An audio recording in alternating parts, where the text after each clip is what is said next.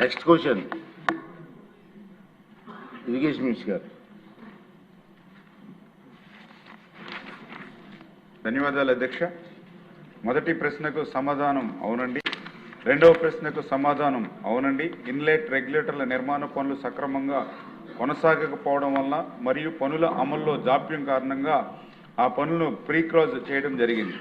మూడవ ప్రశ్నకు సమాధానం గోదావరి డెల్టా వ్యవస్థలోని అన్ని కాలువలు మరియు డ్రైన్లను ఆధునీకరించేందుకు డిపిఆర్ తయారులో ఉంది.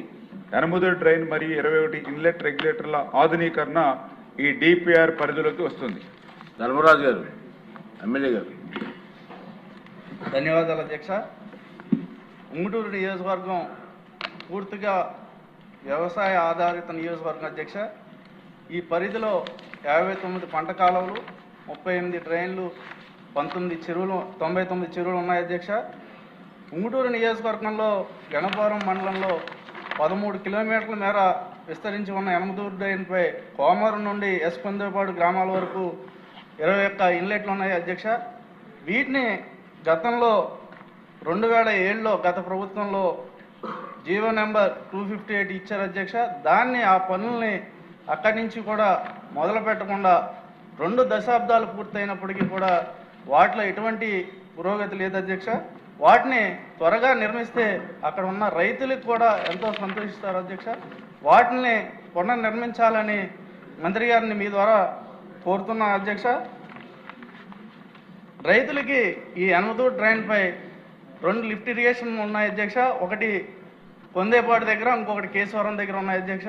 ఆ 2 కూడా పూర్తి స్థాయిలో పనిచేయట్లేదు అధ్యక్ష. వాటిని మరామతులు చేస్తే అన్నిటికి కూడా సకాలంలో సుమారుగా 1400 ఎకరాల వరకు సాగునీరు ఉంటుంది అధ్యక్ష.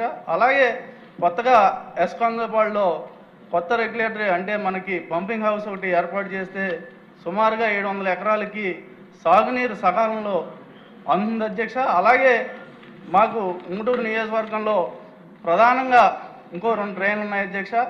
పందుకోడు, తోకలపల్లి డ్రైన్ ఉంది అధ్యక్ష. దీని ద్వారా వరదలు వచ్చినప్పుడు అనేక పంట పొలాలు ముంపుకు గురవుతున్నాయి అధ్యక్ష. దీన్ని అడ్డ పందుకోడు అనే నాన్ నోటిఫైడ్ డ్రైన్ ఉంది అధ్యక్ష. దాని ద్వారా ఉప్పుటేరుకు అనుసంధానం చేస్తే ఈ వరదలని రాకుండా నిర్మూలించవచ్చు అధ్యక్ష. అలాగే మనకి ఏదైతే ఉందో మనకి ప్రధానంగా 4 పంట కాలువలు ఉన్నాయి అధ్యక్ష. ఒకటి ఏలూరు కాలువ, పిప్పర్ కాలువ, మనకి అలాగే కాపురం కాలువ. ఈ కాలువలన్నింటినీ కూడా ఆధునీకరించి అంటే గత ప్రభుత్వంలో పూర్తిగా వీటిని నిర్లక్ష్యం చేయటం వలన సాగునీరుకి తాగునీరుకి కూడా అన్ని గ్రామాలు కూడా ఇబ్బంది పడుతున్నాయి అధ్యక్ష. వీటిని ఒక ప్రణాళిక ప్రకారం ముందే మనం అంటే ఇది జనవరి కల్లా మనం దాన్ని ప్రణాళికల్ని తయారు చేసుకుని రాబోయే ఏప్రిల్లోనే ముందు మనం పనులు పట్టేటట్టుగా నిర్ణయం తీసుకోవాలని మీ ద్వారా మంత్రి గారిని కోరుతున్నాను అధ్యక్ష. అంటే చాలా వరకు అంటే చేశారో ఆల్రెడీ చాలా కాలంలో ఇప్పటికీ మనకి ఒక 5 కోట్లు శాంక్షన్ ఉంగుటూరు నియోజకవర్గానికి మంత్రి గారు ఇచ్చినందుకు ఈ సభాముఖంగా ఉంగుటూరు నియోజకవర్గ రైతుల తరఫున ఆయనకి అభినందనలు తెలియజేసుకుంటూ ఈ అవకాశం ఇచ్చిన మీకు నా హృదయపూర్వక ధన్యవాదాలు. గౌరవ సభ్యులు అడిగినట్లుగా ఏదైతే ఈ యొక్క 8 డ్రైన్ అనేది ఎర్ర కాలువగా అంటే తెలంగాణలో పుట్టి ఆంధ్రప్రదేశ్ పాతపాడు ఉప్పుటేరు దగ్గర 185 కిలోమీటర్లు ప్రవహించేటువంటి ఈ ఎర్ర కాలువ నందమూరి అక్వడేటు దగ్గర 62 కిలోమీటర్లు ఉప్పుటేరులో కలిసేంత వరకు ఉన్నటువంటి అధ్యక్ష.